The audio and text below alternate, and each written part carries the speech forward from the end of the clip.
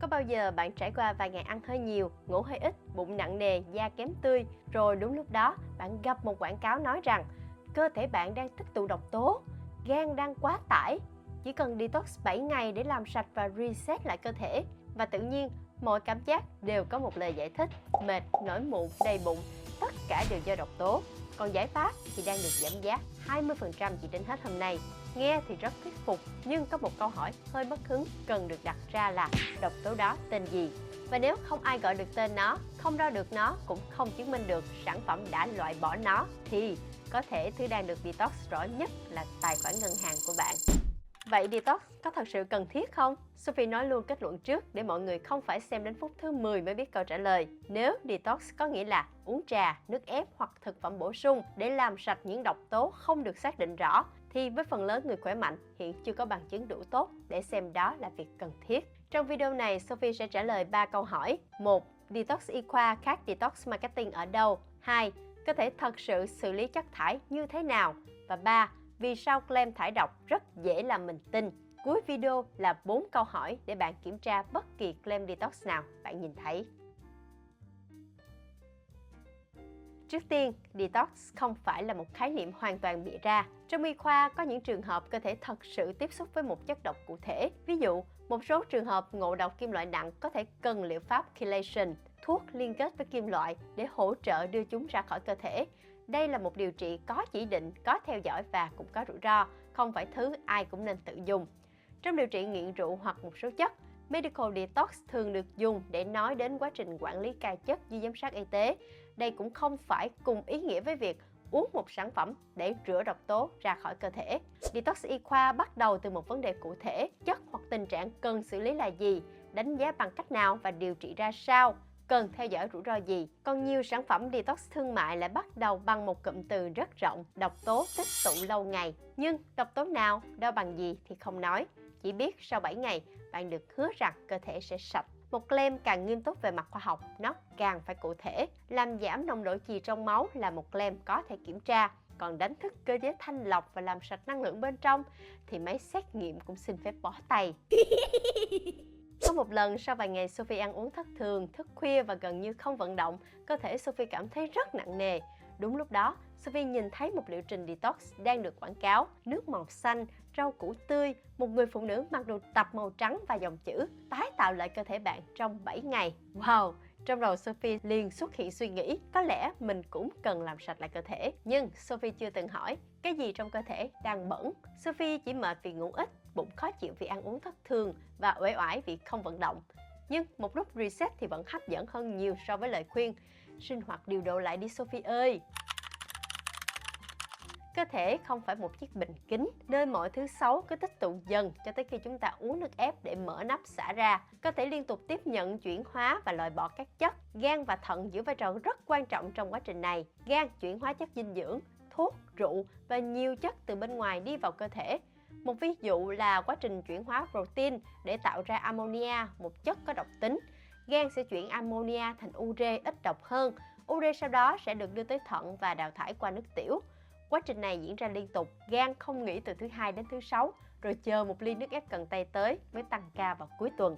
Nhưng cơ thể tự xử lý được, không có nghĩa là mình có thể sống thế nào cũng được. Gan vẫn có thể bị tổn thương bởi rượu, thuốc, bệnh lý và một số chất bổ sung. Có hệ thống xử lý không có nghĩa là hệ thống đó bất tử.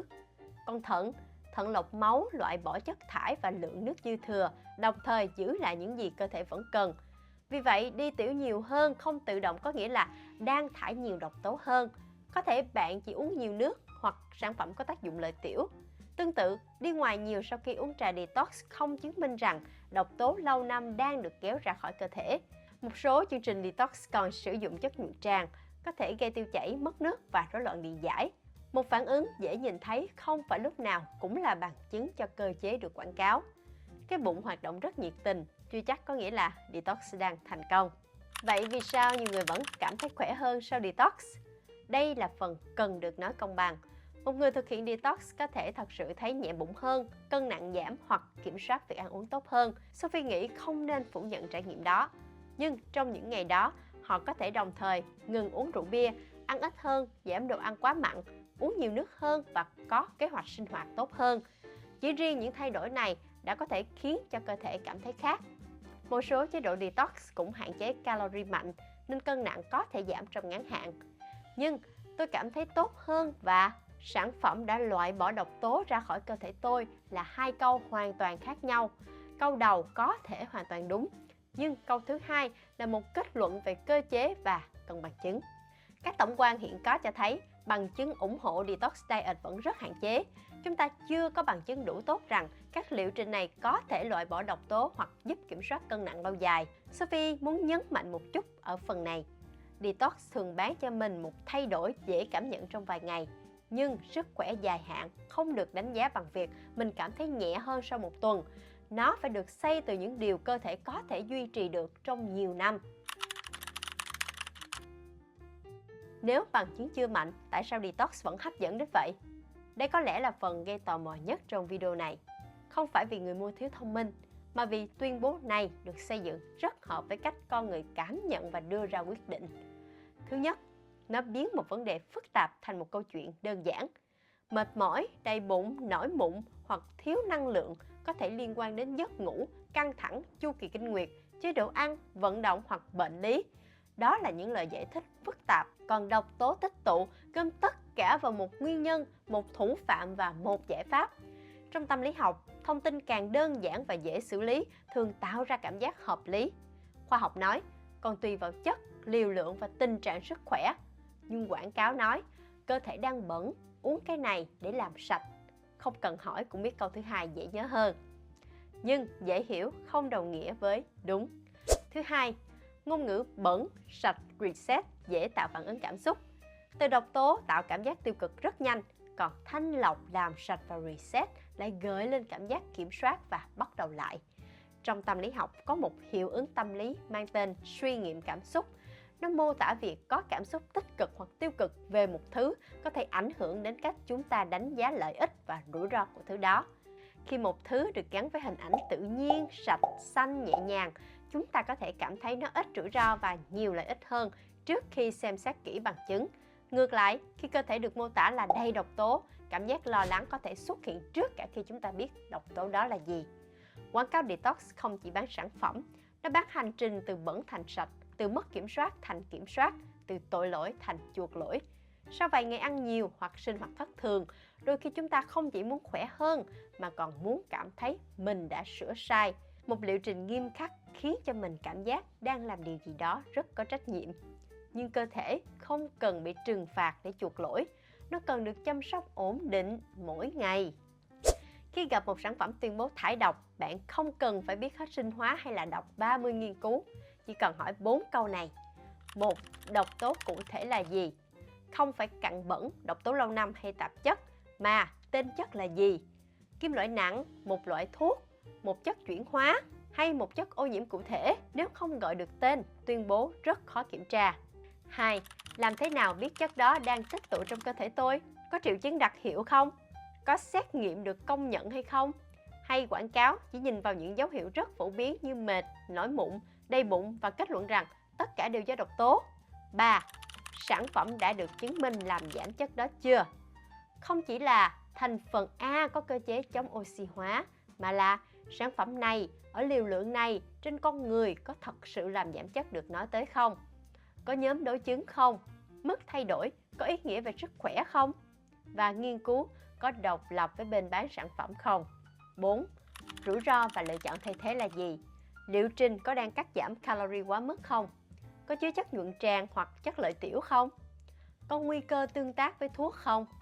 Và có phù hợp với người có bệnh thận, tiểu đường, đang mang thai hoặc có tiền sử rối loạn ăn uống không? Và điều quan trọng nhất, bạn có đang dùng một sản phẩm để điều trị những triệu chứng thật sự cần được bác sĩ đánh giá không? Tóm lại, detox có thật sự cần thiết không? Nếu bạn là người khỏe mạnh và đang nói đến trà, nước ép hay thực phẩm bổ sung để làm sạch cơ thể, hiện chưa có bằng chứng đủ tốt để xem đó là việc cần thiết.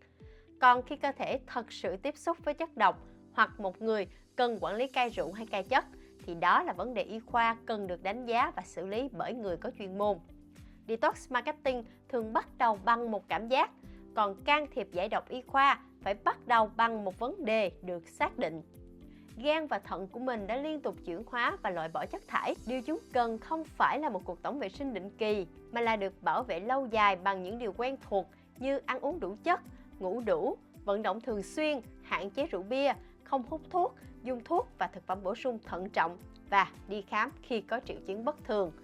Nếu mục tiêu không chỉ là thấy nhẹ người trong 7 ngày, mà là khỏe hơn trong 10 hoặc 20 năm tới, thì điều đáng đầu tư không phải là một đợt reset quyết liệt, mà là những thói quen đủ bình thường để mình có thể lặp lại. Detox là một ví dụ rất điển hình cho việc wellness thật và wellness marketing dễ bị trộn lẫn. Để hiểu thêm về vấn đề này, hãy xem video trước của Sophie nha. Nếu video này giúp bạn bớt rối hơn trước những lời quảng cáo sức khỏe, hãy nhấn thích, đăng ký kênh và chia sẻ cho những người cũng đang bối rối về thông tin sức khỏe vào cuối tuần nhé. Mình là Sophie và đây là Sophie Well, nơi giúp bạn lọc thông tin sức khỏe tỉnh táo hơn bằng khoa học, tâm lý học và tư duy phản biện.